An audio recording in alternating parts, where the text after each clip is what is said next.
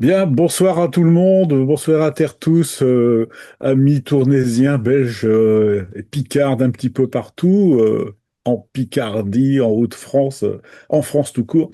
Alors, deuxième séance, deuxième masterclass avec Géolibrec qui apparaît là ici à l'image. C'est un montage que j'ai fait puisque un des derniers recueils, l'avant-dernier recueil de Géolibrec s'appelle L'homme de Picardie. Il n'a pas mis sa photo en couverture. Quand il y avait une image, une photographie en couverture de quelques-uns de ses précédents ouvrages, c'était les champs de cloquier de Tournai.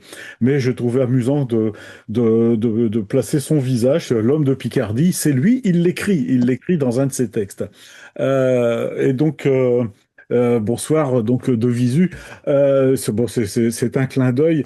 En fait, combien d'auteurs, combien oui, de gens qui s'expriment en Picard ont envie de dire l'homme de Picardie. Donc il faut avoir une certaine force poétique, imaginaire, et puis par de culot aussi pour écrire un recueil, l'homme de Picardie, mais bien entendu sans mettre son propre visage. Et c'est l'homme au singulier. Alors c'est l'homme, il n'y a pas de H, hein, vous avez vu dans la graphie qui a été celle choisie par Pierre Garnier autour des conseils de René Debris amiénois et que Joly Brecht a adopté dans le courant des années 60. C'était pas sa graphie spontanée, mais donc là, ce serait un H majuscule. C'est l'homme, c'est autant les femmes que les hommes. Et c'est la Picardie au sens linguistique. Je rappelle un petit peu où on en était resté la dernière fois. Avec Joly Brecht, on est à Tournai, dans le sud du Hainaut, par quelques encablures de l'île. On est dans le Hainaut, donc on est aussi dans le même parler que Valenciennes, avec une prononciation différentes, notamment au niveau des diphtongues, des triphtongues, ce que Géo Librecht a réussi à mettre en vers libre, mais en vers picard, et puis à faire valoir aussi à ce niveau-là.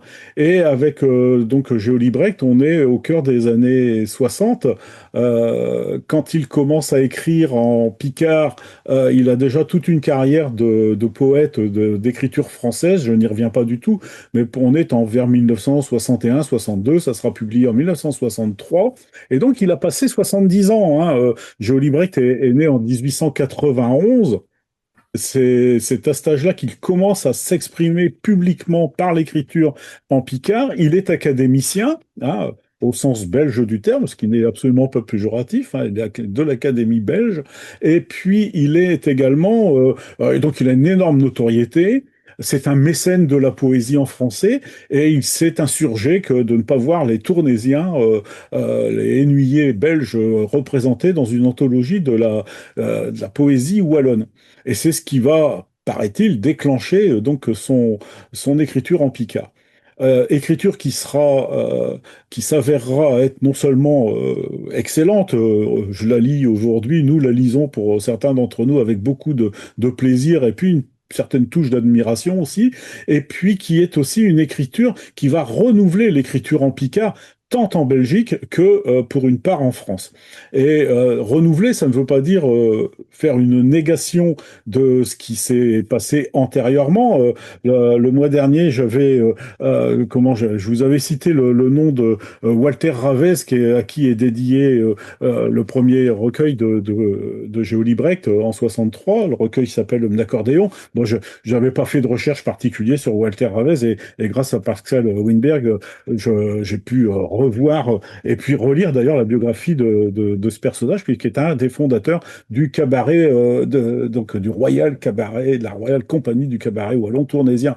Donc c'est l'écriture, on va dire, traditionnelle, ancienne, celle nous vient du 19e siècle, a traversé tout le 20e, que Géo Brecht connaît les individus, connaît cette écriture, mais il s'exprime à sa manière, et donc cette manière va inspirer, va autoriser d'autres auteurs à aller vers des vers de structure moins classique, moins convenue, plus libre, et à peut-être aussi à aborder des thèmes qui soient moins portés sur la fête, la distraction, le repas collectif, l'ambiance, mais qui vont être peut-être plus des textes sans aller véritablement véritablement vers l'intimité, mais qui seront des textes de l'intime, des sentiments que nous pouvons partager, que nous pouvons ressentir, et donc les exprimer en picard, c'est quelque chose qui s'est très peu fait avant Géolibrecht, et en tout cas pas avec cette maestria.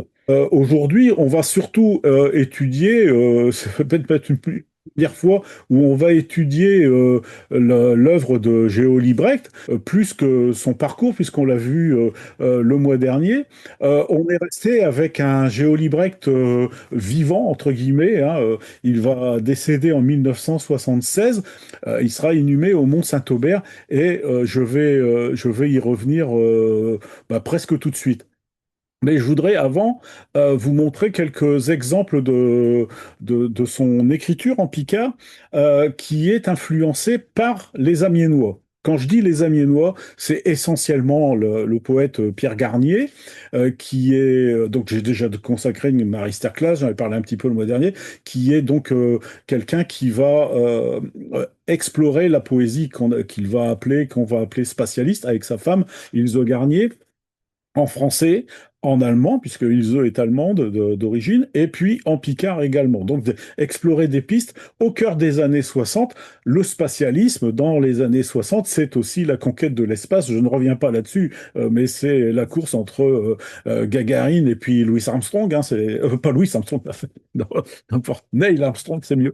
Il y avait aussi Louis Armstrong. Il est encore vivant à ce moment-là. Il est mort en 71, Louis Armstrong. Mais donc, l'espace... l'espace qui a bercé mon enfance, hein, ma petite enfance, on était attiré vers l'espace, mais l'espace qui s'exprime dans la poésie. Pierre Garnier va influencer donc Géo Brecht vers il va l'attirer vers cette écriture, et je vous partage un poème qui est en français, qui représente un petit peu l'interprétation de la poésie spatialiste par Géo Brecht. C'est dans le recueil Tour d'Éleuthère. Éleuthère, c'est le moine fondateur de l'abbaye tournaisienne. Et donc, il y a, bon, j'ai quelques textes sur lesquels je vais revenir, mais là, c'est là en bas, c'est le texte Attila, qui est écrit en français, qui est présenté, vous voyez, avec sa forme des zèbres, c'est-à-dire que le lettrage, la place de la lettre, et ça, le fait qu'elle soit capitale ou qu'elle soit minuscule, la typographie d'une machine à écrire mécanique, vont rendre un effet visuel. Ça ressemble beaucoup à un poème d'Ilse Garnier qui s'appelle Jazz, qui est bien postérieur à 1969. Que voilà, c'est le poème spatialiste, il est ici. Et il fera l'objet d'un tiré à part qui sera envoyé à Pierre Garnier avec une dédicace. La fille de Pierre Garnier, Violette Garnier, m'a confié un peu ce document, j'ai pu le voir. Donc il y a un autre poème qui s'appelle Attila. Et donc je l'ai mis en biais pour que vous voyez bien que c'est pas la même chose. Hein. C'est un collage que j'ai réalisé. Et Attila, Alazar y arriva comme chat Agvo, Estalbrand d'Attila. Il y a un veillé le zeyur à l'air. On est tous les bebeux de guerre, mancés d'un attrape comme des rats. Elle sait ce qui ne s'abache pas cassera, berdelos sauvage à les Gaulois. Et vous aurez une fosse dans les yerpes, et c'est là qu'on vous époutira. Le roi Mérové, qui est au tourné, l'y fous, un rallonge, un d'un sécantio, et un picard, il y dit, je, le thème d'Attila, bon, qu'on a appris à l'école, que derrière lui, l'herbe ne repousse pas, donc il arrive, il envoie en l'air les ayures, il nous prend pour des bebeux de guerre, mancés donc d'un zatrape comme des rats. Attila, il arrive quasiment en pays conquis. On est sur un registre historique qui s'attache à tourner. C'est très présent chez Géolibrecht, que ce soit Clovis, là ça va être avec Attila et avec le roi Mérové. Ça le sera aussi avec des personnages beaucoup plus contemporains du XXe siècle, dont l'invasion hitlérienne de la Deuxième Guerre. Le roi Mérové, qui est tout tourné, il lui faut une rallonge d'un sécantio, donc il lui fout un coup de pied aux fesses. Hein, c'est à peu près comme ça qu'on pourrait... Et un Picard, il lui dit « Jao !» Fou ennemi, quoi. Il le rechasse. Donc voilà, c'est pour vous dire donc l'influence de Pierre Garnier, les échanges. Pierre Garnier pouvait être amplement le fils de Géo Librecht, hein, que je vous avais montré une photo où on les voit tous les deux ensemble. Donc il y a cette influence, et je le disais et je le redis, au tout début de son écriture en Picard, le beffroi de Tournai regarde le beffroi de Lille, qui sont à 25-30 km à vol d'oiseau, pas plus, hein, et dès que l'écriture de Géo Brecht se développe, par un truchement qui est probablement celui de Marcel Hanard, qu'on aimerait bien avec Olivier rencontrer, en tout cas avoir son témoignage, en tout cas par un truchement, par une personne intermédiaire, Liebrecht et Garnier se rencontrent, des atomes crochus se nouent, et les Picards de Picardie rencontrent les Picards du Tournaisis, et donc là le lien va aller du beffroi de Tournai vers alors le beffroi d'Amiens, je bédouffe d'Amiens, en tout cas vers Amiens. Et le troisième recueil de Géo Brecht qui s'appelle Albuquette est édité à Amiens. Les deux précédents, tous sont édités à Bruxelles, mais le Albuquette est édité à Amiens par l'association Equitra, fondée par Pierre Garnier et puis René Debruy et quelques autres dont on a déjà eu l'occasion de parler. C'est important parce que ça sort l'écriture en picard de sa localisation, de son cantonnement au sens étymologique. L'écriture en picard n'est plus tournaisienne, amiénoise, abbevilloise ou, je sais pas moi, arageoise, elle est picarde. Voilà. Et l'espace, c'est l'espace du domaine linguistique picard. À cette époque-là, que les Hauts-de-France n'existent absolument pas. On est à la naissance à peine de la région Picardie en France, hein, donc des trois départements de l'Oise, de l'Aisne et de la Somme, qui n'était pas non plus une évidence. Hein. L'Aisne, la Somme et le Pas-de-Calais, il y a quelque chose de beaucoup plus ancien. Le fait de rattacher l'Oise n'était pas une évidence. Donc la Picardie a besoin d'exister, de s'affirmer. Par exemple, la Maison de la Culture d'Amiens n'existe pas. Hein. Elle va être créée en 1966. Donc c'est dans cette période-là. On est encore dans la période de la reconstruction. Donc c'est pas une évidence, et c'est la même chose à Tournai. La Maison de la Culture n'existe pas. Enfin, d'éléments comme ça qui nous semblent aujourd'hui acquis à l'époque, sont en construction ou en devenir plus ou moins incertain. Et donc ce lien tourné Amiens, il va perdurer, et il perdure toujours. Alors, je veux dire, ça, c'est une réalité qui naît du verbe naître à cette époque d'il y a une soixantaine d'années. Donc, je vais vous présenter donc, dans l'ordre chronologique, l'accordéon dont j'ai déjà bien parlé, les cloques avec la deuxième graphie un an plus tard, donc c'est celle-là que je surligne, qui est inspirée, plus qu'inspirée même, presque téléguidée par Garnier et Debry. Et puis, donc là, on est toujours édité à Bruxelles. Maintenant, on est en 67, on a le recueil que je viens de vous présenter, Albuquette, qui est ici, édité à Amiens, toujours dans la même graphie. Et l'ensemble des recueils de Géo Librecht en Picard présente les textes en picard. Il n'y a pas de lexique, par exemple. Le lexique, je vous l'ai dit la dernière fois, il est dans mon accordéon, il n'est pas de Géo Librecht, hein, il y a un lexique qui est apporté là. De la poésie en français, il n'y a pas un dictionnaire français et anglais à côté pour que les Anglais comprennent. Donc c'est pareil, c'est des textes en picard, ils sont en picard, point final. Et il ne se revendique en picard que dans le contenu. Il ne s'est pas marqué poèmes en picard ou poèmes en wallon picard. Non, non, les poèmes sont là, et on les prend. Donc ensuite, il va y avoir Tour des Lothaires, dont je viens de vous donner un petit extrait, en 69, Zimash en 70, Création, qui est un long texte assez amusant, en fait, qui est sur la création du monde par Dieu, qui est un des éléments très présents dans l'œuvre de Géo Librecht. Quand je dis l'œuvre, c'est toujours l'œuvre en picard. Je vous redis, je ne me suis pas penché sur son écriture en français, si ce n'est que très, très partiellement. Ensuite, il y a Le Grand Possible en 1973 et L'Homme est de Picardie en 1975. Voilà les ouvrages qui sont publiés de son vivant.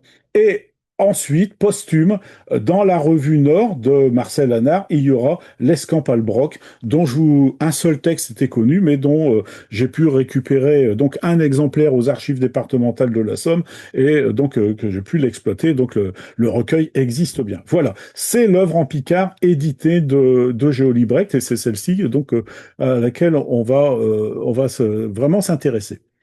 Une généralité sur son écriture. Géolie Brecht a des thèmes de prédilection et il y a des thèmes qu'il n'aborde pas dans son écriture en picard. Les thèmes de prédilection, je viens de vous parler de Dieu, de la religiosité dans son sens le plus large. Il va tutoyer Jésus, il va y avoir Joseph, le carpentier, qui va être là, il va y avoir des éléments comme ça qui vont être très fréquents. Pas dans tous les textes, bien entendu, pas dans la moitié des textes, mais c'est très fréquent, ça n'est pas rare du tout, et c'est une manière d'interpeller l'au-delà qui est quelque chose de récurrent.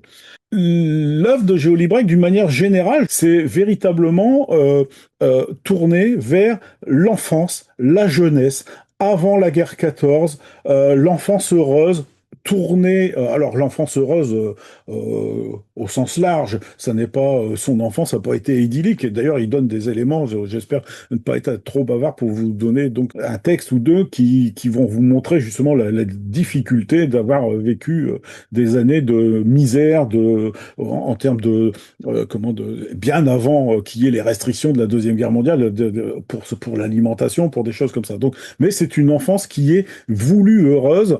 Et là, ce que je relisais tout à l'heure, c'est on était dans le borinage, et puis il y avait la pompe, c'est le texte qui s'appelle la pompe, le pompe, qui est dans Albuquerque, et puis on jouait, et puis maintenant ces gens sont disparus, mais peut-être que là-haut, ils jouent encore à faire aller la pompe. Et donc, il y a ce lien entre le passé et puis le devenir qui est souvent interrogé.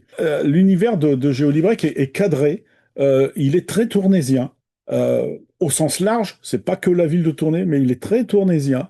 Mais à partir de cet appui sur le terroir, il y a des interrogations qui vont bien au-delà. Ne sont pas abordés dans les textes de Géo Librec, par exemple, le sentiment amoureux, la- l'amour pour l'autre, de manière directe, comme ça peut être de manière non feinte, comme ça peut être le cas chez Paul Mailleux, par exemple, hein, pour parler d'un autre tournésien, où lui, il va y avoir le côté charnel qui pourra véritablement se développer.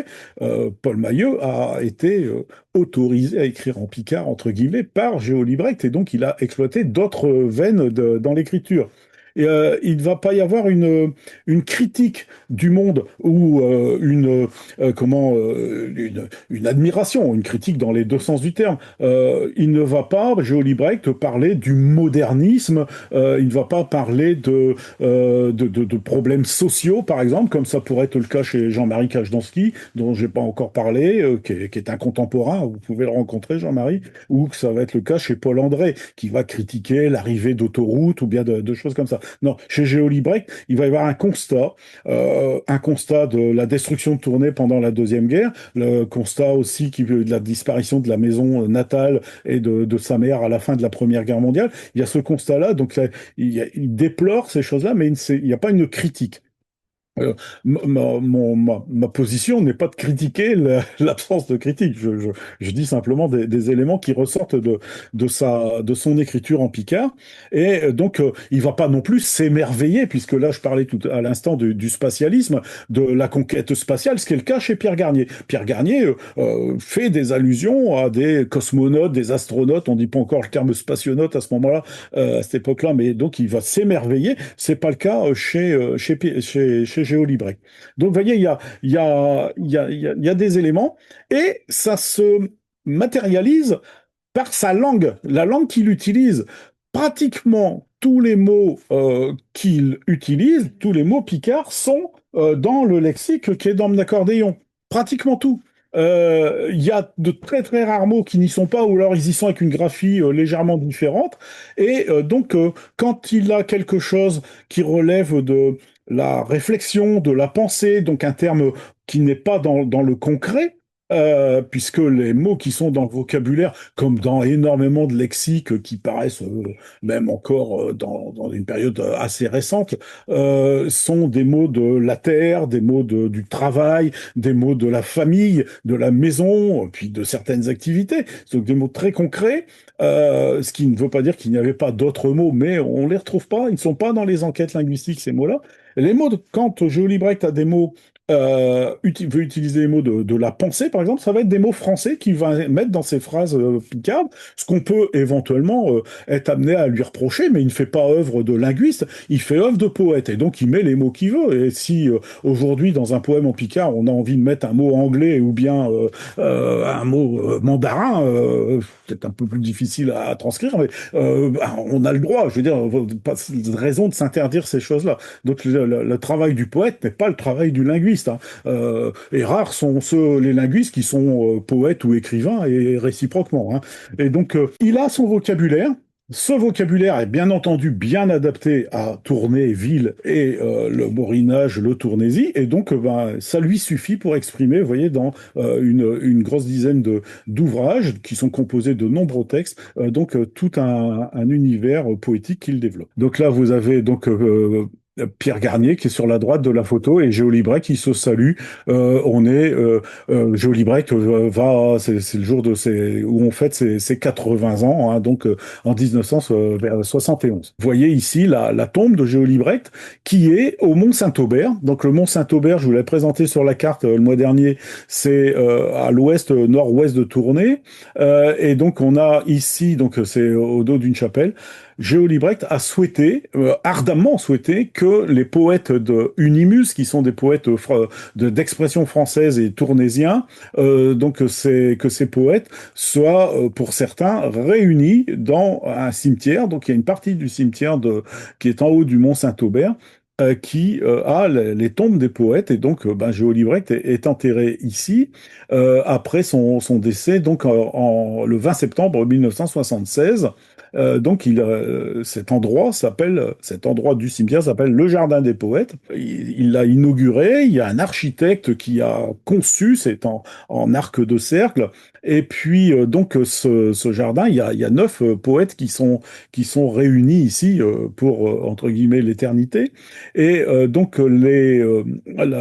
lieu a été créé du vivant de Géo Librect, hein, il l'a pas, il l'a bien, enfin, il l'a connu, et ça fait l'objet de fêtes poétiques, de joutes poétiques, de lieux. Quand je vous ai fait la masterclass sur Paul Maillot, par exemple, il y avait le Cantique des Cantiques qui avait été dit là-bas dans la chapelle du Mont Saint-Aubert.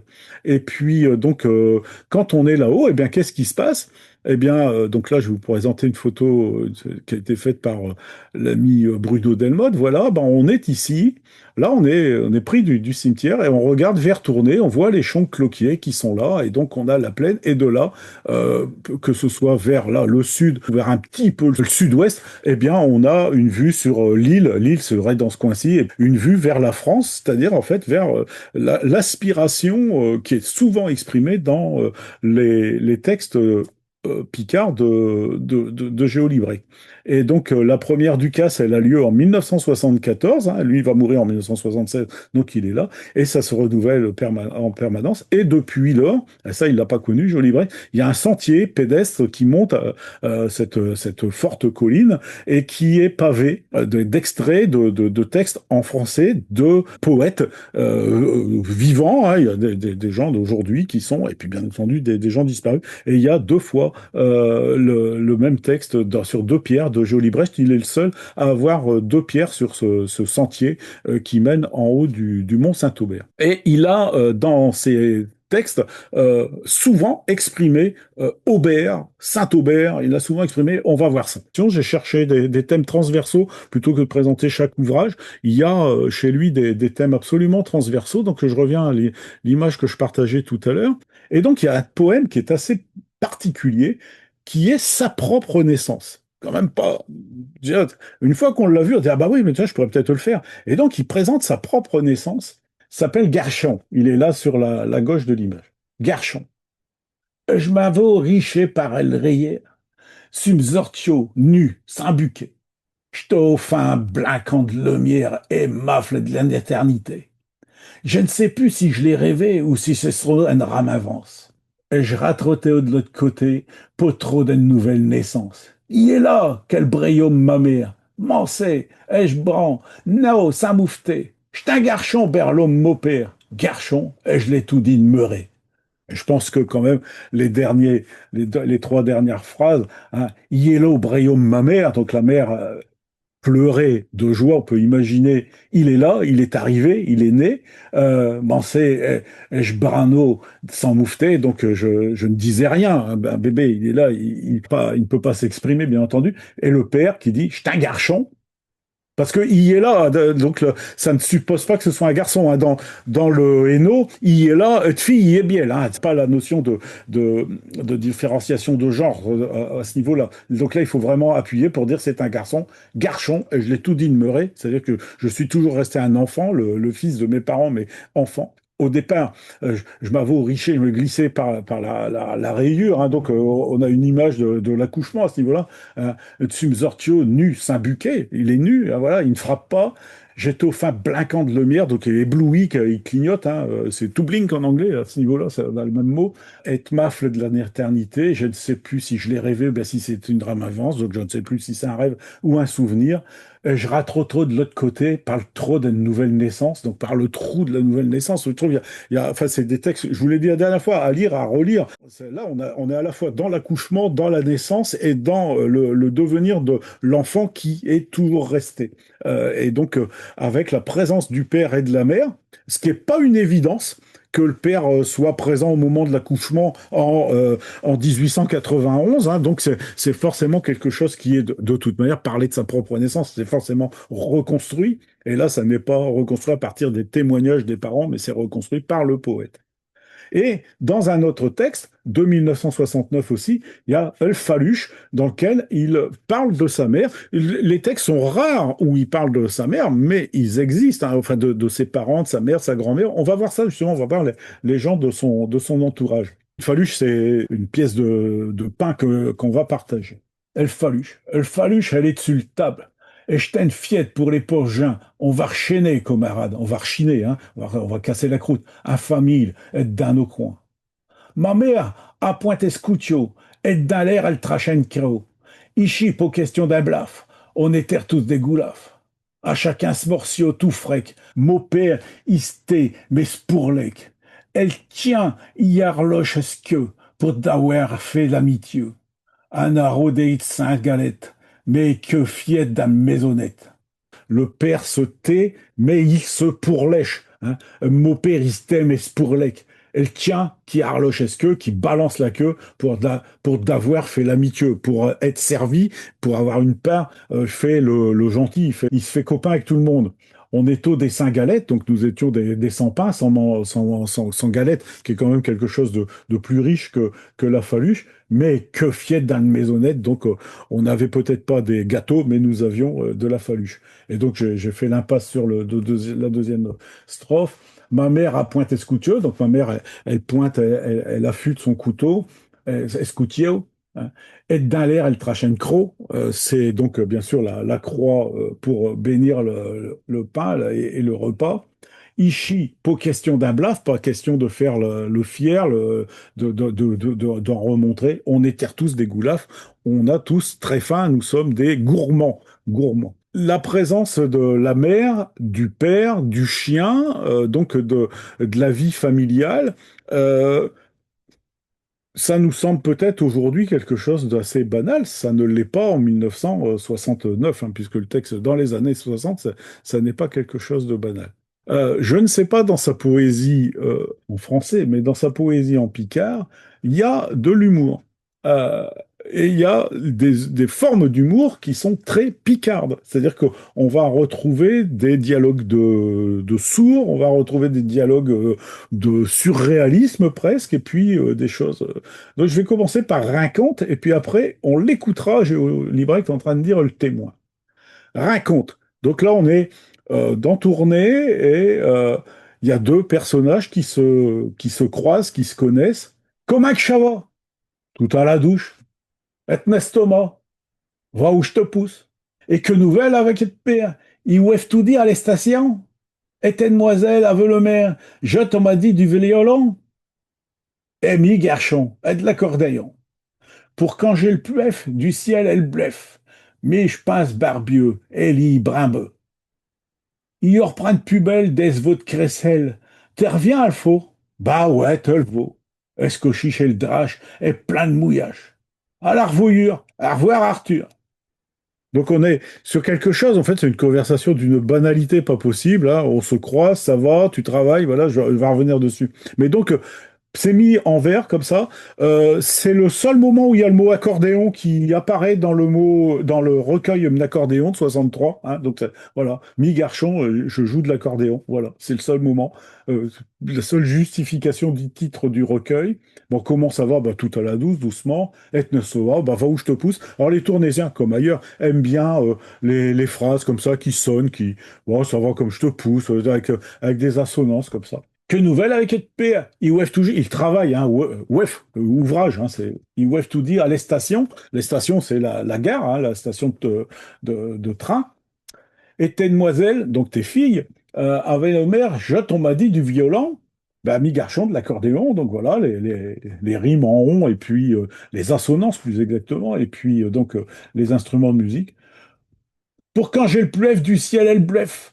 Donc voilà, pour changer la pluie, donc on parle de la pluie du beau temps, le ciel il bave, Mich pince barbieux, Ellie pince brimbeux, donc chacun pense de son interlocuteur. L'un il m'ennuie dans ma journée, puis l'autre il dit il vient me taper une pièce ou une cigarette ou je sais pas. Il y reprend plus belle de votre Cressel. Tu reviens à la fois, est-ce que tu passes parfois par ici? Bah ouais, tu le vois, voilà. Et je cousse chez le Drache, donc là ils sont sauvés par la pluie, hein, et le plein mouillage. À la revoyeur, à revoir Arthur, voilà, donc la pluie, le beau temps qui fait la conversation dans un texte assez vif hein, de cette rencontre. Alors, vous allez voir, vous allez entendre plus exactement Géolibrec qui va vous lire le témoin. Donc, je vous pose un peu le dialogue. Ça se passe dans un tribunal et donc c'est le président qui, il y a une dame qui vient témoigner, hein, voilà, et donc il y a le président. Le témoin. Madame sonneuse de cloque, avec scabat à se main, et dure d'Aurel, est témoin. Est-ce que riba la berloque? Président dit, approchez. Ah oui, qu'elle dit, sans bouger. Elle dit allô qui commence. Est-ce que vous m'entendez bien? Ah oui, c'est à cause des cloques. Est-ce que vous m'entendez bien? Ah oui, je te le vendredi 5 qui ne tombe au pot un dimanche. Est-ce que vous m'entendez bien? Oui, j'ouvre l'église au matin. Est-ce que vous m'entendez bien? Au revoir, monsieur le président. C'est vraiment, pour le coup, le dialogue de sourd au sens propre, puisque elle fait sonner les cloches, donc elle est devenue sourde, et elle répond complètement à côté, elle vient témoigner, elle témoigne de rien, et puis elle dit au revoir. Enfin, je veux dire, c'est du n'importe quoi, bien sûr, si on se plaçait dans la réalité, mais je veux dire, il y a donc cette forme d'amusement qui est présente chez Géolibrec dans sa poésie, cette forme d'humour, de complicité aussi, parce que peut-être que les Tournaisiens ont connu une sonneuse de cloche tournaisienne qui était sourde comme un pot, quoi, voilà, et qui parlait toujours à tort et à travers, mais jamais sur la bonne question, sur la bonne réponse. Enfin, je trouve qu'il y a donc cette manière de décrire un personnage, de décrire une situation, et puis de la rendre par la poésie. Alors, vous aurez la consultation, qui est quand même quelque chose d'assez exceptionnel comme texte, hein, c'est dans Albuquerque. Donc, c'est quelqu'un qui réclame son dû à plus malin que lui. En fin de compte, c'est celui qui réclame au départ qui se retrouve à devoir. Donc ça, je vous laisse découvrir parce que on peut pas tout déflorer. Puis on a beaucoup de choses. J'ai préparé beaucoup de choses à voir. Mais donc, vous verrez, il est quand même assez. J'étais surpris quand j'ai vu ça parce que en plus, il est présenté sur 2 pages. Pour ça que je l'ai mis sur 2 colonnes. Et il y a la première page. Bon, on vous dit ouais, ouais, bon, c'est bien, il est malin. Puis après, on voit et de l'autre côté, il se fait avoir. Et ça, c'est très Picard. C'est quelque chose Nous partageons en Picardie. On partage aussi dans le théâtre de marionnettes, dans les contes, et qui nous viennent de certains fabliaux de facéties comme ça. Nous partageons on n'est pas les seuls à posséder ça, mais nous partageons cette manière de la farce avec le retour de la farce et de l'arroseur arrosé et de l'arrosé réarrosé derrière. Ça n'est pas rare. On a ça dans le théâtre de Simons, par exemple. C'est vraiment pan-picard, ce type d'esprit que la langue picarde sait magnifier. Alors pour le Mont Saint-Aubert, j'y reviens donc à travers quelques textes que je vous ai sélectionnés. Il y en a d'autres. Il y a des textes qui sont en français. Il y en a un là là, 1975, Aubert, poème en français. Donc voilà, donc il y a un texte comme ça qui est présenté, vous le lirez. Et puis il y a donc dans Mont-Saint-Aubert, et ça c'est quelque chose qui est fort présent, mais fort aussi en expression chez Géolibrecht, c'est la mort. L'angoisse de la mort, l'angoisse du devenir, l'interrogation et la réalité, non pas de la fin de sa propre vie, mais de la fin de la vie en général. Et ça, c'est quelque chose qui est présent. Et donc avec une dédicace vers le Mont Saint-Aubert, là où il souhaite être inhumé. Le temps y est venu. Le temps y est venu de passer l'arme à gauche. On va bientôt démissionner. J'ai fini de cueillir à pied des coches, des rhumatiques Honda AC. Il ne faut pas vous en faire, savez. Un son, venez me vire une fois l'aîné, sans fleurs, ni couronne, ni bouquet, et je serai bénesse d'une petite pincée. On ne fera pas le tour des boulevards, qui n'ont jamais conduit nulle vers. Adieu, champ cloutier, aime pont des terreaux, Saint-Brice, et je vais dormir tout en haut. À la fin, les sons cloqués, j'ai déjà parlé, le pont des Trous, c'est un pont à tourner qui a ce surnom-là. Saint-Brice, c'est un quartier de tournée. Et je vais dormir tout en haut, c'est Mont-Saint-Aubert. Donc le temps est venu, je pense que le texte, il se comprend quand même très bien. Venez me voir, même simplement une pensée suffira. Et il joue avec sans fleurs, mais sans fleurs, ni couronne, ni bouquet. Schrebenez d'une petite pincée. Donc il y a un jeu de mots entre la pensée mentale, la pensée et la fleur. Et puis alors, j'ai remarqué, puisque j'ai lu tout le Picard de Joly Break, j'ai remarqué la présence donc de ce cimetière aérien dans deux poésies tout à fait diamétralement opposées dans l'œuvre en Picard, puisqu'il y en a une qui est de 63 et l'autre qui a quasiment 10 ans de plus, en 1971, dans le Création. Et ça s'appelle à chaque fois, regardez bien, Cimetière aérien, première version, mais dans la version traduite par RB, alors là, je ne sais pas du tout qui c'est RB, ça s'appelle Cimetière aérien, qui est la traduction de El Gardin à tout vin. Géolibrecht note dernier état, c'est-à-dire que ce premier texte est une version préparatoire à celui-ci. Il était présenté comme définitif en 63 et il est revenu donc à une écriture assez différente dans la période donc de 1971. Biogardin à tous les vins, et ben là on l'a, donc c'est une manière de dire cimetière aérien, alors que la première fois il avait écrit bio-cimetière aérien. Il n'avait pas posé de mot picard, il avait pris un mot français, un petit peu ce que je vous disais tout à l'heure, pour aller vers sa pensée. Et là, voilà, biogardin à tous les vins, un haut du mont vers la France, un haut du mont vers la France. Donc c'est vraiment le Mont Saint-Aubert qui regarde vers la France. Pourtant, en se tournant un peu, il doit regarder vers la Belgique ou la Flandre. Non, non, il regarde, il regarde vers la France, rétindu chie dans le silence, si gisante dans le silence. Donc son écriture picarde, sa pensée picarde, elle s'est développée au cours des années 60. Et là, le si gisant, il est devenu rétindu chie dans le silence. Il y a vraiment quelque chose qui est très picard dans la manière d'exprimer cette pensée qui est un peu cassée, à mon sens, un peu cassée par biochimetière aérien à haut du mont vers la France, si gisant dans le silence. Ce truc, il y a quelque chose qui est un peu cassé dans la rythmique picarde. Ta qui te promet d'être sumrif, et un navet, elle crasse de tes mains. Elle mord, et tout dien que main. Elle guette elle seule qui veut de tes vifs. Sonne les crayonnes, et le matin, l'ingélus à pleine volée, je ne suis plus phoque de durer, saint un août et sans lendemain. Et donc là, on va avoir les mêmes, surtout sur le dernier vers, sans hier et sans lendemain, sans temps août et sans lendemain. Le temps août a tourné, je pense que pour les Ternésiens, c'est vraiment c'est ce qui est passé, c'est véritablement hier. Mais là, c'est un hier poétique, c'est pas hier yesterday, quoi. C'est hier de toujours. Et là, sans temps août, sans temps passé, sans temps passé définitivement, je trouve que la, comment le regard vers bah, le cimetière, hein, parce que c'est quand même le cimetière à Touvin, le Gardin à Touvin, il est beaucoup plus fort dans la deuxième version du texte. Et dans la traduction, eh bien, on garde sans hier et sans lendemain. Voilà, qui est une traduction assez. Donc là, il faut le relire en français pour être dans la pensée française. Mais donc là, on a quelque chose qui est à mi-chemin de là, sans hier et sans lendemain. Bah oui, et là, ici, non. Sans teint août et sans lendemain. Voilà. Pour dire que je pense qu'il y a eu aussi je pense, hein, chez Géolibrecht, tout un perfectionnement. Il y avait une urgence d'écrire en 1962-63 et de publier pour montrer que le Picard tournésien avait sa place dans la poésie wallonne.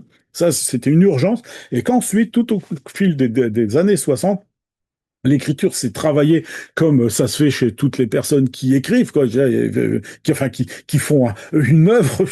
Ceux qui jouent de la musique, c'est pareil, on perfectionne son art. Et donc, là, il est intéressant de voir comment ça a évolué tout au long de cette période.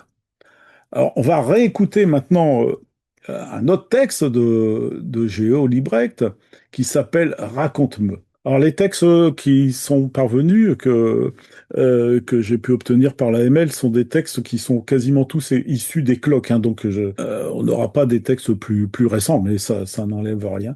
Il y a deux versions. Il y a la version qui est dans les cloques, Raconte-me-le, et puis donc il y a une proposition de traduction que vous pourrez lire, mais on va écouter l'auteur. Raconte-me-le. Devant le feu ouvert de l'Prussienne, l'un contre l'autre, 10 ans nos petits nains, souviennent encore des écriennes, d'usque l'amour marquait au point bain.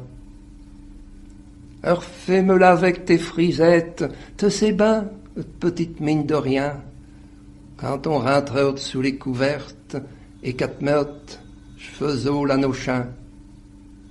Or dis-me la steur qu'on est vieux, comme te traneur à la belle étoile, d'une première baisse dans tes cheveux. Raconte-me-le devant qu'on détale, raconte-me-le pour mi tous ceux. Donc là, c'est un peu le contrepoint de ce que je disais tout à l'heure. On est dans un texte sentimental de deux personnes âgées qui ont fait un long parcours ensemble et qui ont, l'un des deux a besoin que l'autre lui raconte les détails, les éléments de leurs premières amours, leurs premiers baisers. Hein. Donc on a quand même du sentiment. C'est un rare texte hein, dans l'ensemble de la poésie picarde.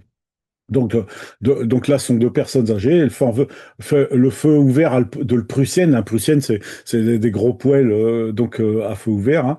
L'un contre l'autre, disant nos petits noms, nos prénoms. Souviens encore des écriennes, on a souvent ça. D'où ce que l'amour marquait le point bas. Hein, donc c'est traduit là, où l'amour gagnait la partie, c'est exactement ça. Marquer le bon point, hein, le point bon, le point qui est décisif pour remporter la partie.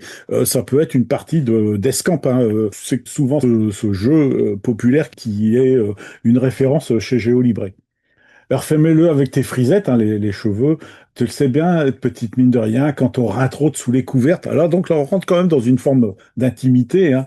Et quatre mottes, et je faisais l'anochin. Donc tu pensais, ou tu pensais non pas naïvement, mais tu laissais croire que je faisais l'innocent. Alors dis-moi-le, à cette heure qu'on est vieux, comme tu te rends à la belle étoile, d'une première baisse dans tes cheveux, donc mon premier baiser dans tes cheveux, raconte-me-le devant qu'on détale, raconte-me-le pour mis tous ceux, avant qu'on ne meure. Hein. Là, c'est traduit par qu'on détale, mais c'est pas qu'on parte en courant, c'est qu'on meurt. Moi, je le reçois comme ça. Ah bah oui, il a plus de 70 ans. Là, je sais pas si on parlait d'espérance de vie comme on en parle aujourd'hui, mais il y a donc ce moment du bilan peut-être qui apparaît dans beaucoup de poèmes de Géolibre. Je vais vous repasser l'enregistrement. Raconte-me-le. devant le feu ouvert de Prussienne, l'un contre l'autre, disant nos petits nains, souviennent encore des écriennes, jusque l'amour marquait au point bain. Alors fais-me-la avec tes frisettes, te sais ben, petite mine de rien, quand on rentrait sous les couvertes, et qu'à te mettre, je faisais la nochin. Or dis-me la steur qu'on est vieux, comme te traînais à la belle étoile, d'une première baisse dans tes cheveux. Raconte-me-le, devant qu'on détale, raconte-me-le pour mi tous ceux.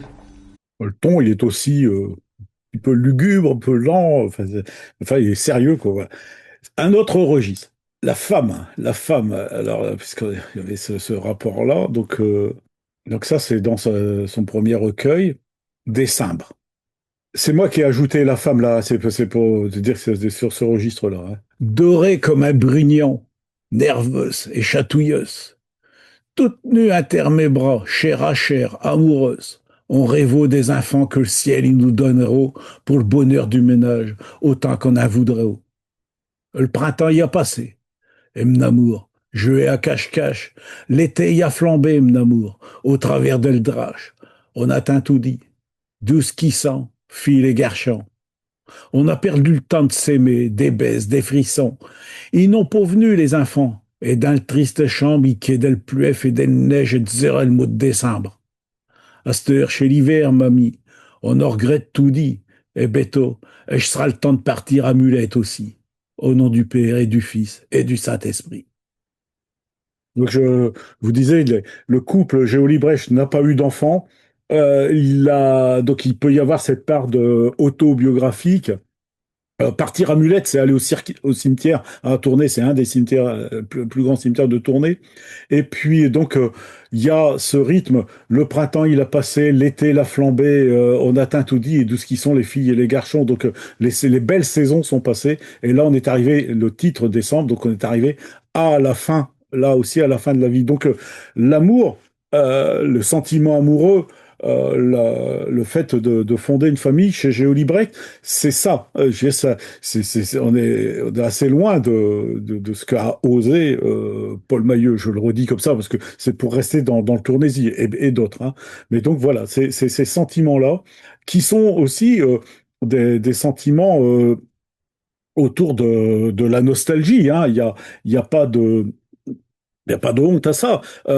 C'est une nostalgie, c'est parfois limite de la mélancolie. Et puis, il y a la présence qu'on a dans le dernier vers, au nom du Père, du Fils et du Saint-Esprit. Donc, il y a la présence de l'au-delà il sera trop tard pour se le dire à ce moment-là. Mais là, déjà, le moment de pouvoir comment avoir fondé une famille est passé. Alors, en parlant de famille, eh bien, on va regarder un petit peu des personnages qui sont présents. Alors, c'est une sélection, hein, le grand-père de Géo Librecht est présent plusieurs fois. Si on n'a pas le temps, vous les aurez dans le document. Mais il y a donc dans Albuquerque de 67, hein, publié à Amiens, donc le texte Kayatu, qui est le souvenir du grand-père maternel, hein. C'est ce grand-père qui était porion, qui travaillait dans la mine, dans le borinage, à Élouges, chez qui Géo Librecht allait passer beaucoup de vacances dans sa toute petite enfance, à à la toute fin du 19e siècle. Kayatu. Je vous en sac, maître, un coup de capio, parce qu'il faut un sapressatio pour tcherquer un une fautus deo, la munition et tous vos mots. Le mot père de mer y est au porion. Chalo comme shot père un fils, chez les ouvriers du carbon. Ils en chicotent tant qu'ils est au banc. Faut cette boussu beau, de ce temps-là, avec tes cassis à moulette, un rêve et de gueilleole vient et va, douce qui sont les tietes à gaillette. Kaya, kayat, chez pour tout dit, et tu scu qu'on gliche avec elle vie, elle cayateuse dès la main poulie, par elle grisou, y est ben servi. Donc là, on est vraiment dans la mine. On est dans la mine de charbon. Il y a le métier de porion qui est annoncé, donc de contremaître hein, dans la mine, qui est vraiment énoncé. Et donc la fosse de Boussubo, donc c'est là où il était le grand-père maternel. Hein, donc et puis on a la description de la mine, les cassis, cassis à moulettes. Donc ce sont les molettes, c'est les grandes roues là, des chevalements. Le Géol va-et-vient, c'est l'espèce d'ascenseur où les gens sont transportés, où les matières donc extraites sont transportées aussi. Les tietes à gaillettes, enfin, on a vraiment tout, pas tout le vocabulaire de la mine, mais on a que du vocabulaire de la mine qui est là, avec kayat, kayateux, donc la caillasse, chez Poutoudi et Tsusku Konglish avec Elvi. Donc quand on peut, enfin j'imagine l'enfant qui fait des glissades sur un terri ou enfin, sur un tas de cailloux comme ça. Et donc, à la fin, il y a le grisou, donc il y a donc cette menace qui est là. On glitch avec le vie, et ça aussi, c'est très profond. Donc, voilà, on est obligé d'aller dans le sens de l'eau, et là, ici, c'est dans le sens de la descente. Son père est présent également, euh, et c'est comment. Ça contredit un petit peu le fait que certains biographes ont noté qu'il était orphelin. M. Maupert. Muchette dans le nuit, qu'est-ce qui nous rouette, elle longue, Cassin-Brice, et Damru. Issac au 38, elle sonnette de maison qui n'existait plus. V'là qui hors d'équin, le pont à pont, qui y remonte qu'à l'hôtel de ville. Dans la rue Garnière, del Gardeville, il salue par le pétinon. L'agent y ouette s'il y a quelqu'un. El biefro y sonne, el carte dans le vin. Et le fantôme, il va tout droit jusqu'à l'abbaye de Saint-Martin. Là, il passe tout haut de la façade et il va s'asseoir à ce bureau.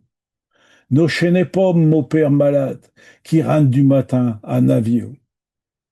Donc le père est décédé, c'est un fantôme. Je vous l'avais dit le mois dernier, donc il travaillait pour le crédit, la caisse d'épargne que Pascal a connu, donc qui a perduré jusqu'au tournant du 21e siècle. Euh, et donc on erre, le fantôme erre dans Tournai. On retrouve le quartier Saint-Brice qu'on avait tout à l'heure, l'hôtel de ville en centre-ville, hein, le rue Garnière. Là, il y a aussi le pont à pont hein, qu'on avait dans un autre texte tout à l'heure.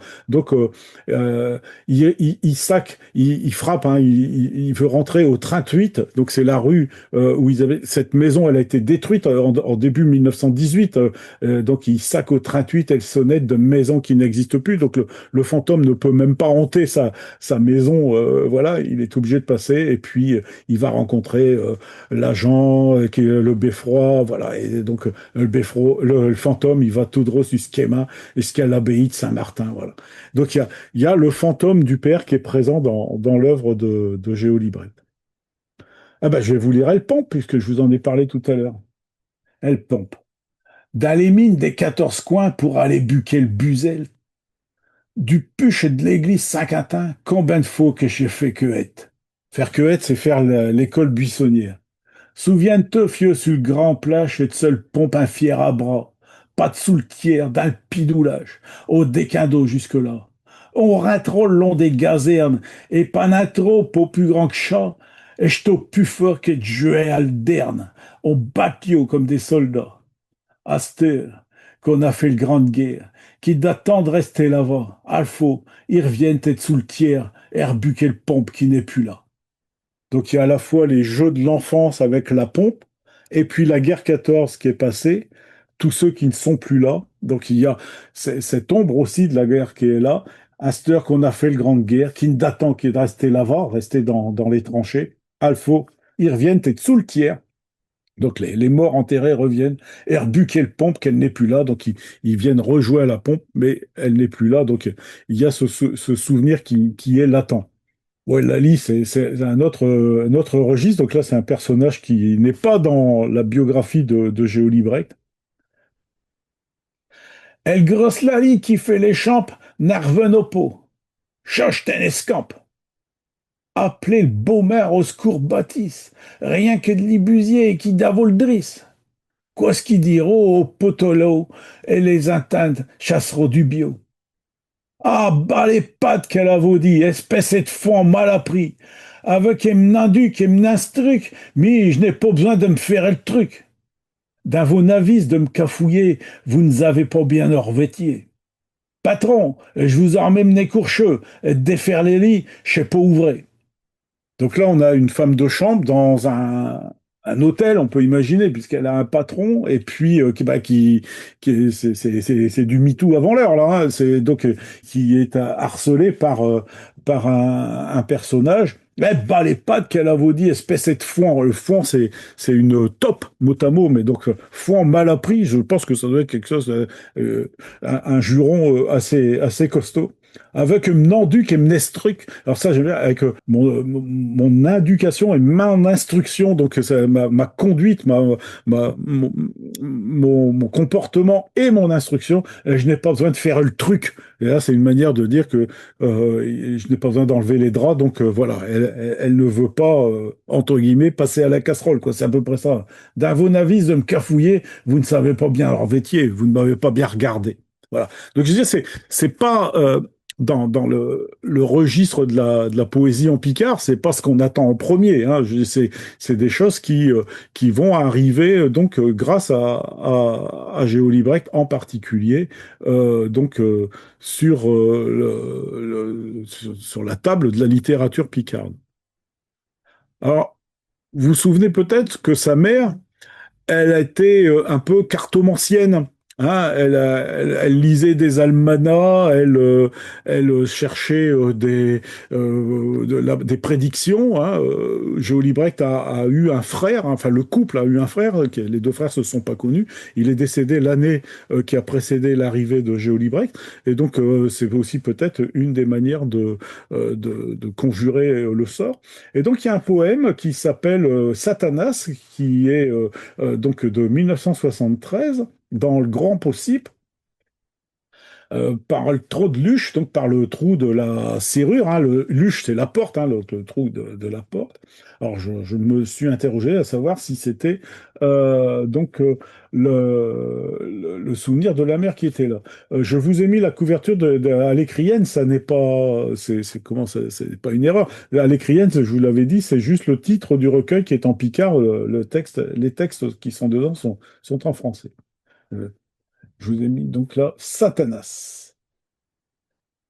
On a beau bâcher le lampe pour faire tourner l'étape, et au mi-temps de le champ, au trano d'appeler le diable.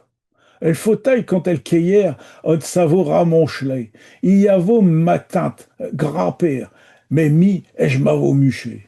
Il y a vos ma sœur Germaine, elle garçon d'à côté, un bieg beau d'une vingtaine, une vieille fille du quartier.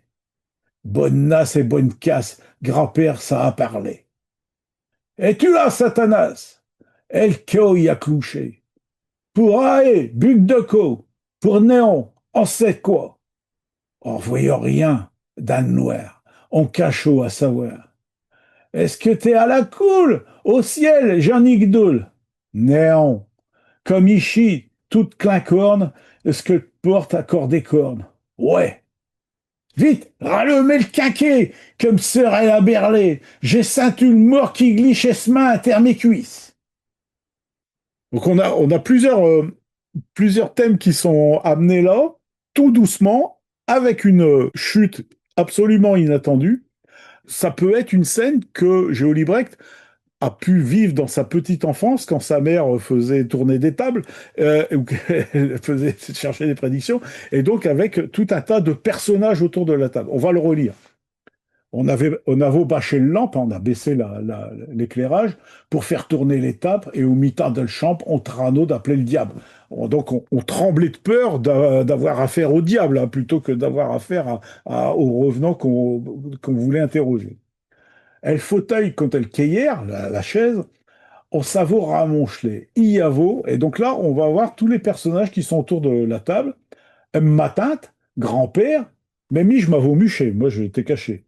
Iavo, ma sœur Germaine, Géo Brecht n'a pas de sœur, il a une tante hein, qui est beaucoup plus jeune que sa mère, puisque le grand-père s'est remarié, mais donc c'est pas, il n'a pas de sœur, et elle s'appelle pas Germaine. Donc, il y a ma sœur Germaine, le garçon d'à côté, un beau d'une vingtaine, donc un naïf, voilà, peut-être un peu prétentieux, et puis une vieille fille du quartier. Voilà, donc on a tous ces personnages qui sont là. Bonne nasse et bonne casse, ça ne veut rien dire. J'ai demandé à Bruno, Bruno Delmotte me dit non, mais les Tournaisiens, ils aiment bien des choses qui sonnent comme ça, voilà. Donc ça peut être bonne nasse, ça peut être la, comment, la pochette dans laquelle on va mettre du tabac, mais bonne casse, les bonnes casses, voilà. Bon, par-ci, par-là, voilà, de ci, de là. Grand-père, ça a parlé, bah, donc c'est lui qui va interroger. Et tu l'as, Satanas.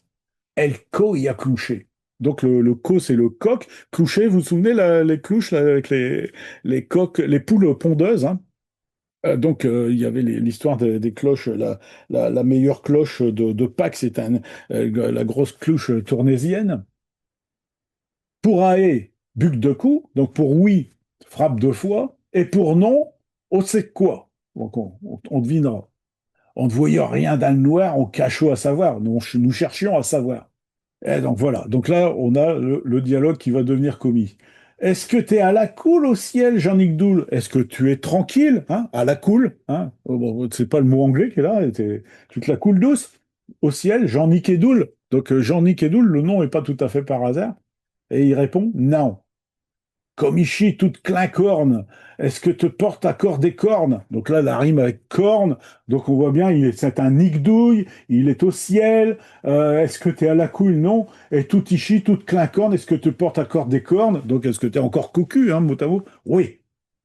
Et à ce moment-là, donc il y a les petits points là, qui séparent le paragraphe.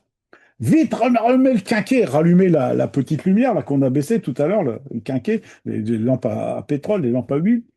Comme sœur elle a berlé, donc la sœur elle était là au début, hein, on avait donc ce personnage Germaine qui était là. J'ai Saint-Ulmort mort qui glisse et se met inter mes cuisses. Donc voilà, donc là il n'y a pas besoin de description. Donc dans le noir il s'est passé des choses qui là aussi sont sont répréhensibles, voilà. En tout cas qui ne sont pas approuvées, ni à approuver. À voir, il faudrait qu'il y ait des gens qui connaissent très bien l'œuvre en français de Géo Librex, à savoir si ce sont des thèmes qu'il aborde dans sa poésie en français.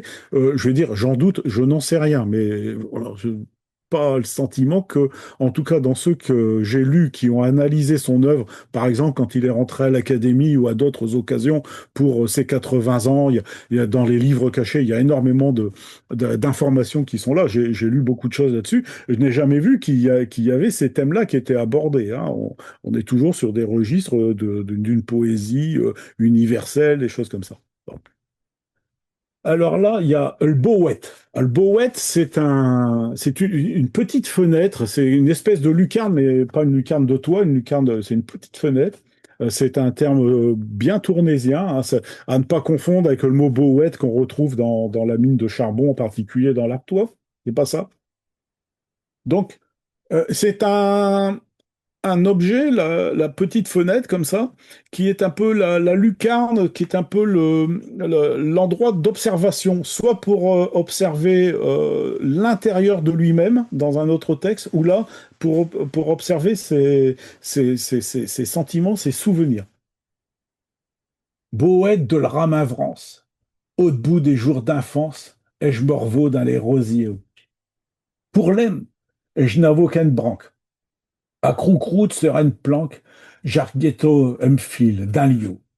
Picard, péqueux, pécant, est Louise des vacances. Me plaît à l'eau de l'avant, est non j'to, espérance. Donc ça, c'est dans Albuquerque, hein. Donc, petite fenêtre, petite ouverture vers mes souvenirs au bout des jours d'enfance. Donc, c'est mes souvenirs de la fin de mon enfance. Je me revois dans les roseaux, hein, pour aller à la pêche. Pour l'ême, c'est la canne à pêche. Je n'avoue qu'une branque, donc c'est voilà, une canne à pêche de fortune qu'il avait pour l'ême. Accrou-crou, accroupi, sur une planque. Jarghetto, me file d'un lieu, donc j'observais, je guettais mon fil qui trempait dans l'eau, j'imagine, d'un étang, puisque, bon, il y a pas mal d'étangs de carrières, après les carrières dans le Tournésie, c'est pas dans la rivière, puisqu'il y a des roseaux, hein, donc c'est quand même de l'eau qui est plus stagnante. Et là, il y a Picard, Péqueux, Pécan. Voilà, donc là, c'est juste des allitérations. Et j'étais le Louiseux des vacances, j'étais le flâneur. Louiseux, c'est parfois traduit par fainéant, mais je préfère dire le flâneur. Voilà, et on se laisse aller, c'est les vacances, c'est la fin de l'enfance. On n'est pas fainéant à cet âge-là. On va à la canne à pêche pour passer le temps. Emplem à l'eau de l'avant, non chez espérance. Donc sa plume euh, partait vers l'espoir. Peut-être un espoir qui a pu être déçu, qui a pu être contrarié par la guerre 14, qui a pu être contrarié par des événements de la vie. Et donc ça, c'était en 67, et 8 ans plus tard, dans l'homme et de Picardie, je l'ai pris pour les assonances, justement, les allitérations avec pic. Bouchonnière. 20 jus Alphos à la stick avec les rambilles du quartier, à marbre, qui s'y frotte si pique. Quand on perd, on a tout gagné. Picard, Picardant, Picardie, mal appris, là, j'ai tout eu. J't'un saint et que j'ai ploté la vie avec les filles, saint le fichu. Douce qu'elle se muche, elle fait Hortense, qu'elle flobisseau quand elle l'imbrachaud. Espère nous a pris qu'on scafouillait. Que bouchonnière à ma cul, que danse. Donc bouchonnière, c'est une randouillée, hein, c'est une fessée, c'est probablement même quelque chose d'assez. Oui, il s'est fait bien botter les fesses. Voilà, donc on a le titre qui revient dans le dernier vers.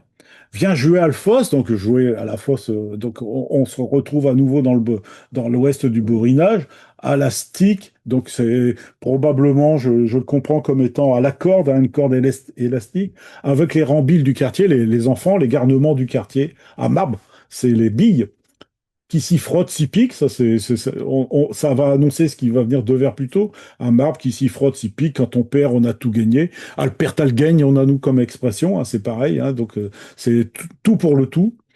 Picard, Picardant, Picardie, mal appris. Là, j'ai tout eu. C'est là que j'ai tout compris de la vie. C'est ce qu'il va dire ensuite. J'étais un 5, j'ai ploté la vie avec les filles, sans le fichu. Donc là, il y a les filles, les enfants, les rambis, là, c'est des jeunes enfants, c'est peut-être des adolescents, sans leur fichu. Donc ils ont la tête nue, hein. Donc il y a une part de liberté que les adolescents, les enfants se donnent. D'où ce qu'elle se muche, elle fait Hortense. Donc la fine Hortense, quel flobisseau quand je l'embrassais, qu'elle frémissait quand je l'embrassais. Espère nous a pris qu'on se cafouillot, alors qu'on était très très proches l'un de l'autre, hein. Que bouchonnière, que danse. Voilà, donc il se souvient de la réprimande qu'il a eue par le père d'Hortense, de la fine Hortense. Vous pourrez relire tout ça.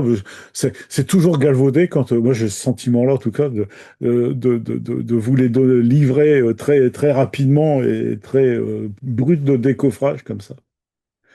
Mais sinon, j'avance pas.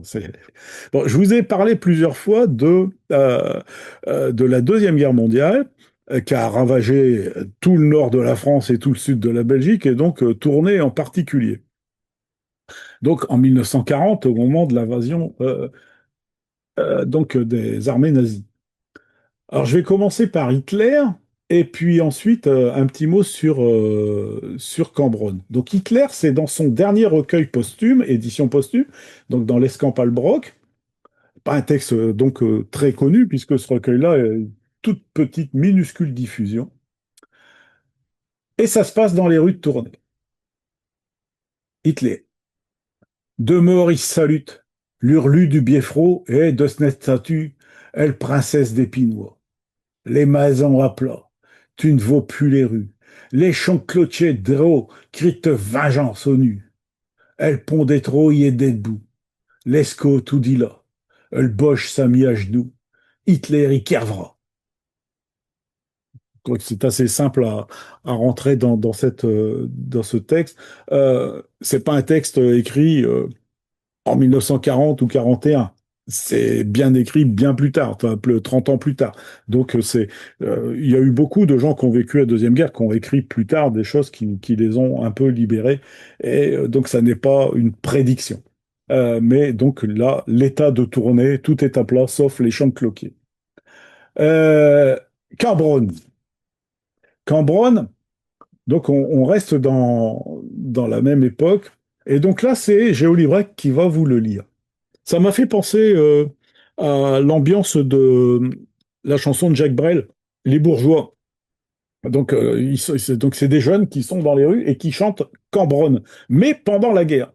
Donc, c'est pas les bourgeois du tout, l'ambiance, hein, mais donc, pendant la guerre. Alors, Cambronne, il y a plusieurs chansons qui s'appellent Cambronne. Il y en a une plus, je vais dire, plus récente que celle que je vous ai mis en dessous, qui a été interprétée sous forme de tango par Fernandel. Alors peut-être que c'est à celle-ci qu'il fait allusion, ou bien à celle-là que je vous ai mise, qui est une version plus ancienne, d'une chanson, je veux dire, gaillarde, puisque bon, le mot de Cambronne, tout le monde sait ce que c'est, et donc je vous aurez le texte à voir en français.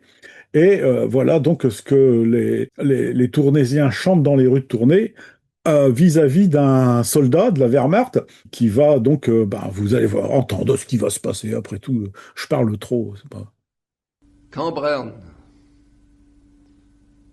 De la rue perdue à la rue à peur, on cantait au Cambronne à deux veaux, et les boches de l'occupation riotent sans savoir être que. J'avais qui d'un qui questionne et qui demande. Vas Zaza, Cambronne? J'ai le fameux de Cambronne, Cambronne, et on t'a miel à l'unisson. Pien, pien, que se plante sous le vent de Berterne. Et chez un saint que ce grand couillard, il s'est mis à reprendre nos canchernes et qui a valsé en prison. Je vais vous redécrypter le texte. Bon, donc, on va retrouver les lieux de tournée, de la rue perdue à la rue à Pau, c'est la rue au pois, au haricot, au canton Cambronne à deux voix. Il ne prononce pas exactement tel que c'est écrit dans les cloques, hein. Et là, il dit à deux voix, et là, il dit et quoi. Il dit pas et quoi, il dit et quoi.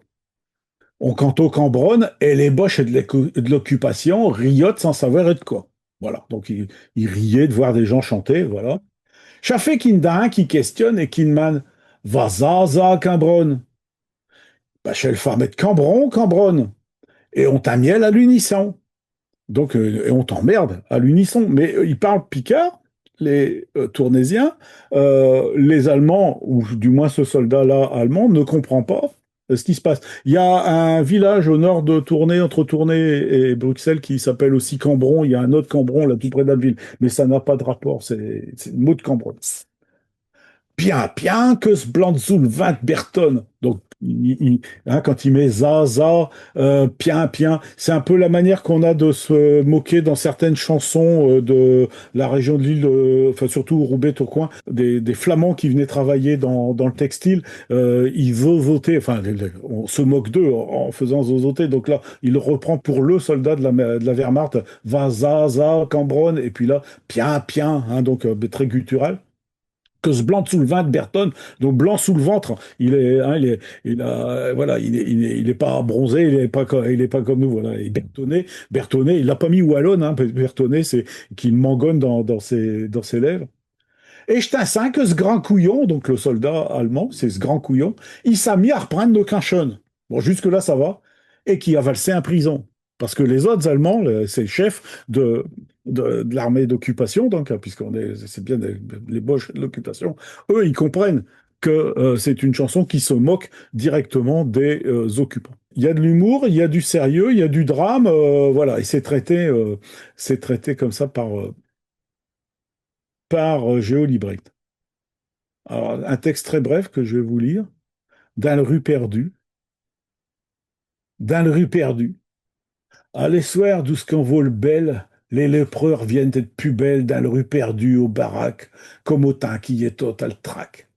Chacun fait claquer ce cliquette, et c'est comme si on l'intendo, mais il n'a personne qui le rouette. On ne peut faut que mourir qu'un coup. Le thème de la mort qui arrive, bien sûr, ce sont les soirs, les lépreux reviennent, donc ressortent de... le bel, oui, à tourner, le bel, c'est la lune. Donc les soirs de pleine lune, les lépreux reviennent de plus belle. Donc, l'assonance, elle se fait naturellement dans la rue perdue, aux baraques, comme au temps qui est total track, donc ils étaient mis à l'écart. Chacun fait claquer ce cliquette, il y a toujours ces assonances. Il y a une grosse maîtrise, hein. Bon, c'est un professionnel de la poésie. Il a du son, de la place des mots. Donc c'est vraiment important. Et donc chacun fait claquer ce cliquette. Donc ça peut être la crécelle, hein, des lépreux comme si on l'atteindait, mais il n'y a personne qui le ouette, il n'y a plus personne qui les regarde, et ça ne retourne plus personne, donc ça n'existe plus, la lèpre. On ne peut faut que mourir qu'un coup, donc on ne peut mourir qu'une seule fois. Ben, on va l'écouter, il va nous le dire. Dans la rue perdue, à les soirs du sconvolbel, les lépreux reviennent toutes plus belles dans la rue perdue aux baraques, qu'au mouton qui est au tatrac. Chacun fait claquer ce cliquette, tout comme si on l'attendait, mais il n'y a personne qui le rouette. On ne peut faut que mourir qu'un cœur.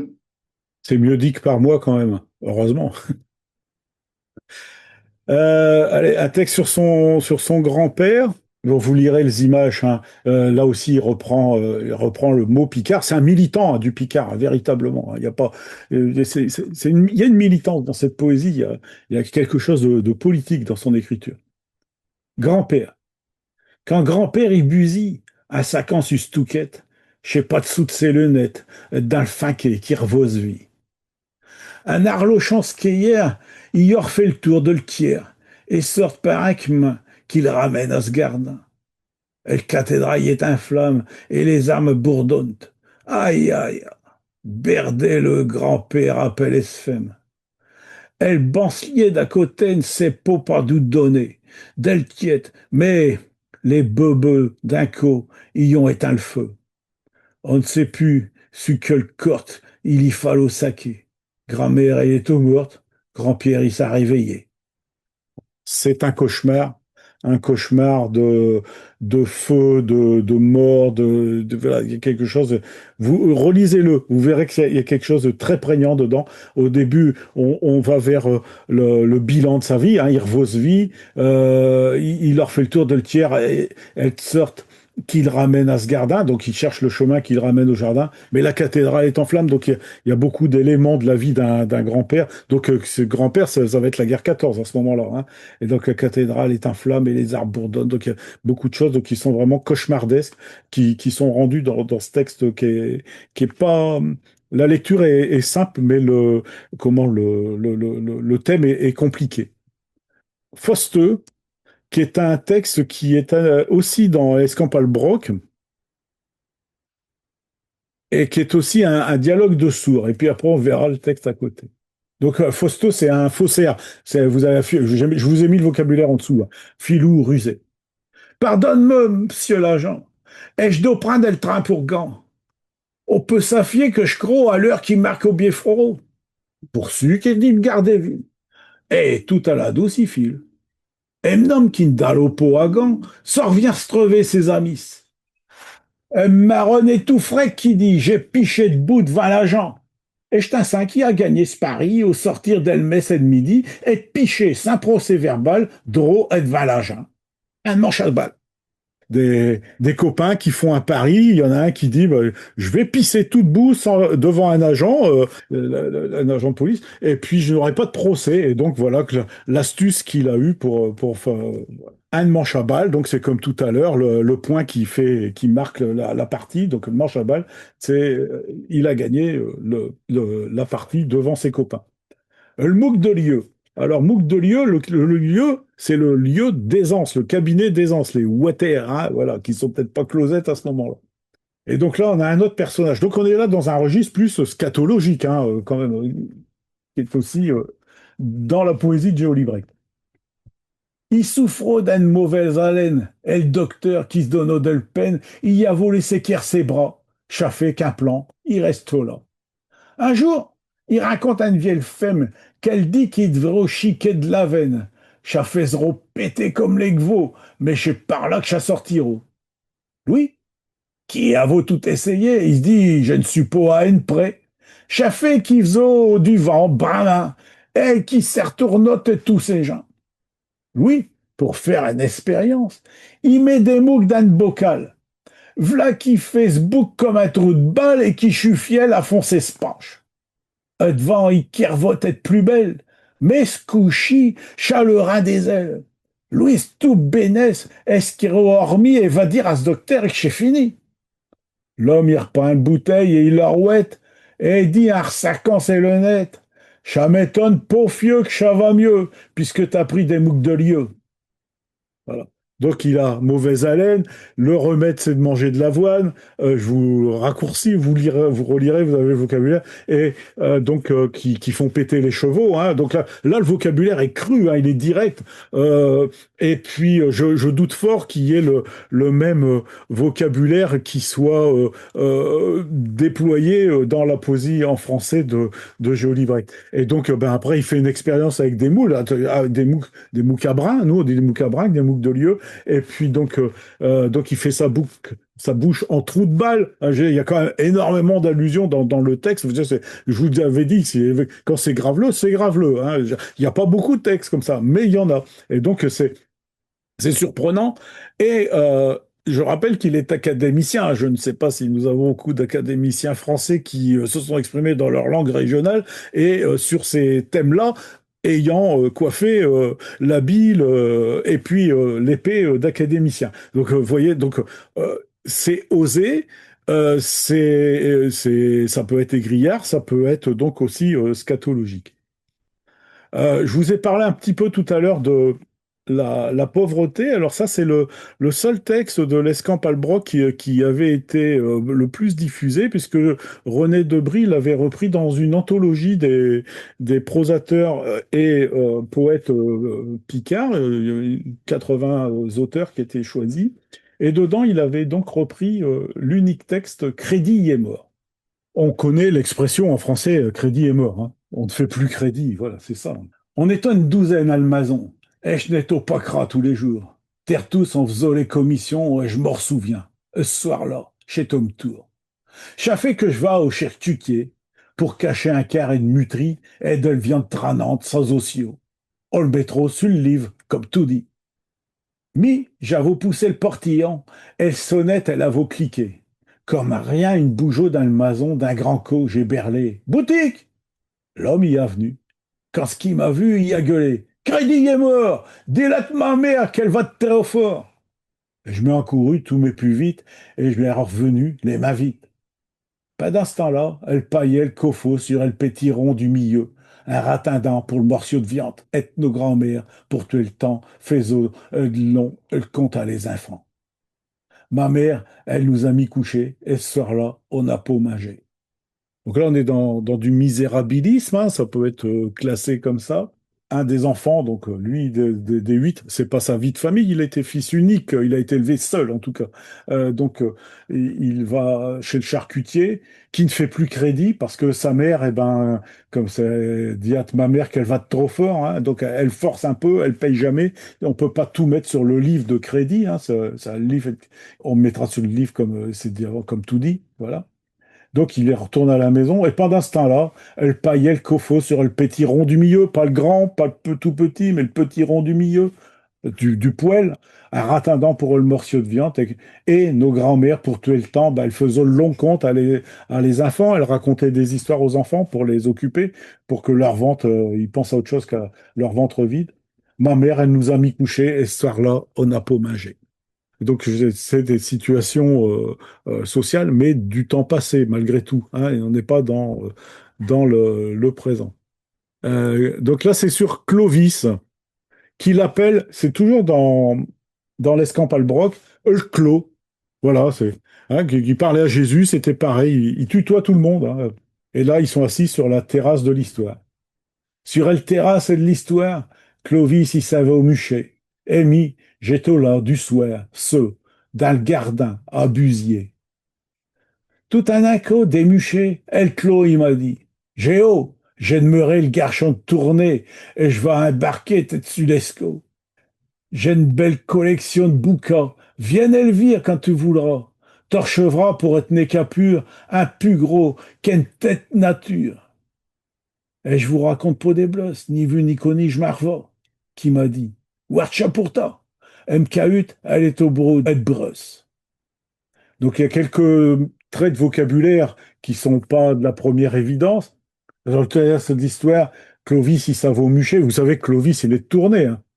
Et puis j'étais là sur le soir, dans le gardin, à busier, à réfléchir, à penser. Tout un écho des muchets. Donc, hop, d'un seul coup, surgit le Clovis, qui me dit Géo, J'aimerais le garçon tourné et je vais embarquer dessus l'escaut. Bon, là, c'est simple. J'ai une belle collection de bouquins. Des bouquins, ce sont des gros silex. Euh, Nous, on dit des têtes de mort. M-A-U-R, les têtes de mort, des gros cailloux. Je vous ai dit que dans certaines biographies, on disait qu'il était collectionneur d'objets, de minéraux géolibreques. Donc là, Clovis a une collection de minéraux, hein, de gros bouquins. Vienne Elvire quand elle voudra. Tu recevras pour tenir capure, en récompense de ton escapade, tu recevras un plus gros qu'une tête nature. Donc, tu as un plus gros qu'une tête nature. Donc, ça c'est quand même un sacré gros silex. Je ne vous raconte pas des blosses. Des blosses, ce sont des carabistouilles, hein, c'est un synonyme. Ni vu ni connu, je m'arva, qui m'a dit. Watcha pour ti, conserve ça pour toi. MK8, donc voilà, il lui donne l'adresse. Elle est au bois de Breuss. Vous aurez d'autres textes hein, que je ne vous ai pas lus. Vous en aurez quelques autres. C'est dans L'Homme de Picardie, donc dans son dernier recueil publié de son vivant. Et le texte s'appelle Toubac, donc le tabac. Hein. Mon père, il fait le toubac. Asnes, comme un concours. Il s'est retourné dans ce black et jamais une caillot de coup.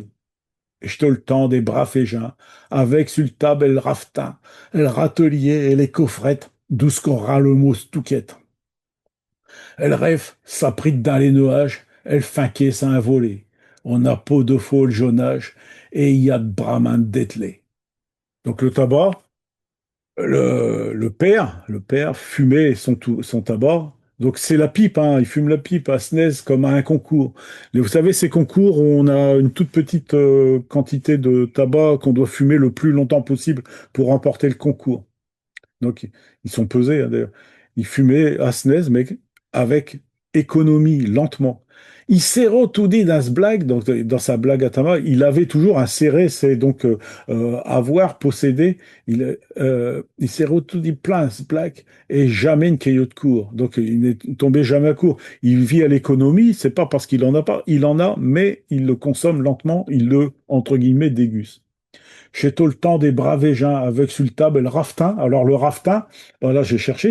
En français, ça s'appelle un pyrogène. Je vous en ai mis un en photo. Ça va plus vite de mettre la photo. On en voit de temps en temps. Il y avait ça dans des cafés, dans des maisons. Hein. Donc quand les allumettes n'étaient pas des allumettes suédoises de sécurité, on grattait et puis ça s'allumait, ça s'enflammait. Le phosphore, s'enflammait aussitôt.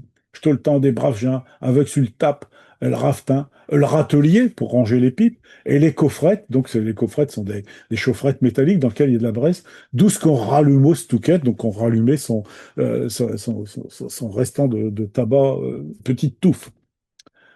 Et là, c'est un dernier quatrain, il est quand même pas mal.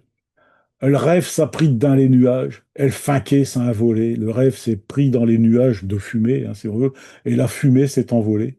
On n'a pas deux fois le jeune âge, et Inda Brahman Detlé. On n'a pas deux fois, on ne retrouve pas deux fois sa jeunesse, et il y en a Brahman, pareil qu'en wallon, il y en a beaucoup, Gramin, hein, Detlé, il y en a beaucoup qui ont Detlé, qui sont partis, qui sont morts. C'est sur ces mots de Joe Librec que je vais arrêter mon long bavardage. Euh, une poésie que, je le redis, je pense l'avoir déjà dit, que j'ai eu beaucoup, beaucoup de plaisir à lire, à relire, à étudier, à vous faire partager, et puis je pense, qui mérite. Il y a quand même un moment qui est décédé, Joe Librec, 1976, hein, c'est quand même pas hier, il y a plus de 50 ans, enfin il y a 50 ans. C'est quand même une poésie qu'il ne faut pas oublier. Je pense que bon, les Tournaisiens, les premiers, c'est à eux que ça leur appartient. Il faut penser à retourner dans cette écriture qui a évolué, je vous l'ai montré, qui a évolué au fil de son écriture en picard, hein, de 1963 à 1976. Ça a évolué, ça a été reconstruit, ça mérite d'être lu. Le vocabulaire est précis et dense. Et puis, quand il n'existe pas dans le Picard de Joe Librec, ben, il y a un mot de français qui vient se glisser par-ci, par-là, mais vous avez vu qu'il peut aussi rattraper le coup dans une réécriture. Et puis, donc, il y a donc, ce dernier recueil. Donc, j'ai saisi tous les textes de l'Escampe-Albroc, hein, de manière à ce qu'ils ne soient pas perdus. Je les ai partagés avec Bruno Delmotte. Bien sûr, je ne vais pas m'autoriser à les éditer. Il faudrait trouver la descendance et on a beaucoup ou les ayants droit, entre guillemets. Donc, on a beaucoup de difficultés à trouver la, la, la veuve de Géo Librec qui a donné toutes ses archives à l'AML. On n'a plus de traces après. Elle n'est pas enterrée, apparemment pas enterrée avec son mari. Il n'y a pas de nom de noté sur la pierre tombale. Et donc, bah, on ne sait pas, elle était bruxelloise, voilà. Et donc après, bah, remonter des sources familiales, je ne sais pas faire, surtout vu d'Abbeville. Mais je fais confiance aux Tournaisiens. Ils sauront faire valoir l'œuvre de Géo Librec, mais qui est quand même quelqu'un qui manifestement, objectivement et factuellement a bouleversé l'écriture du Picard dans la deuxième moitié du XXe siècle, tant à Tournai que au-delà, et donc à Amiens. Et puis, c'était un bon moment que j'ai passé avec tous ces bouquins là qui m'entourent et tous ces documents en remerciant tous ceux et celles qui m'ont aidé, notamment Madame Larbalestrier de l'AML, Violette Garnier qui m'a apporté quelques témoignages, Bruno qui m'a donné un coup de main, Pascal qui m'a donné quelques précisions. Donc je salue tous ceux que j'ai oubliés aussi parce que c'est important. Je fais des longs bavardages comme ça parce que j'essaye de maîtriser une matière, mais je dois beaucoup à ceux qui répondent à mes sollicitations. Merci à terre tous. Si vous voulez un complément d'information, c'est le moment de poser des questions. Sinon, on se dit AD.